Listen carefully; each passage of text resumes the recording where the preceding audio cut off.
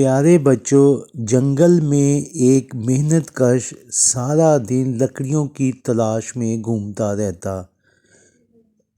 جب لکڑی اس کو مل جاتی تو وہ اس کو اپنے سر پر رکھ کر گھر پر لاتا اور بعد میں اس کو بازار جا کر فروخت کر دیتا تھا۔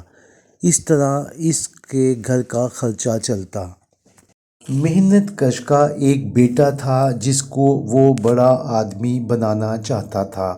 اس کی خواہش تھی کہ میرا بیٹا ایک گاؤں کا بہت بڑا ڈاکٹر بنے، اور وہ بیٹے کو نصیحت کرتا کہ بیٹا محنت کرو، محنت کرنے سے ہی تم بڑے آدمی بن سکتے ہو، میری خواہش ہے کہ تم ایک ڈاکٹر بنو۔ اس پر وہ اپنے والد کو کہتا کہ جیسے آپ کہیں گے میں ویسے ہی کروں گا۔ ماں بھی اس کو نصیحت کرتی اور وقت پر تیار کر کے اس کو اسکول بھجواتی۔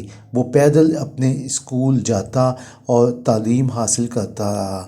وقت بڑھتا گیا اور وہ بڑا ہوتا گیا۔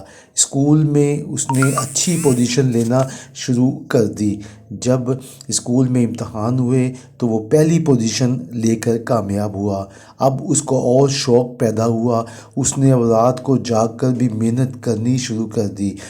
ساری رات بیٹھ کر وہ محنت کرتا اور اس کو محنت کا صلہ ملا کہ وہ بڑا بھی ہو گیا، اور اس نے بڑا ہو کر ایک ڈاکٹر بننے کی اپنے باپ کی خواہش کو پورا کیا۔ اب وہ ڈاکٹر بن گیا، اور ایک دن اس نے اپنے باپ کو کہا کہ میں نے آپ کا خواب پورا کر دیا ہے، اب میں اس گاؤں کا ڈاکٹر بننے والا ہوں۔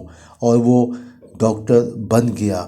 اس نے ایک اپنا کلینک بھی یہاں گاؤں میں کھولا، اور گاؤں میں وہ گھومتا رہتا، اور کسی کو بھی کوئی بیماری ہوتی تو سب کا علاج کرتا۔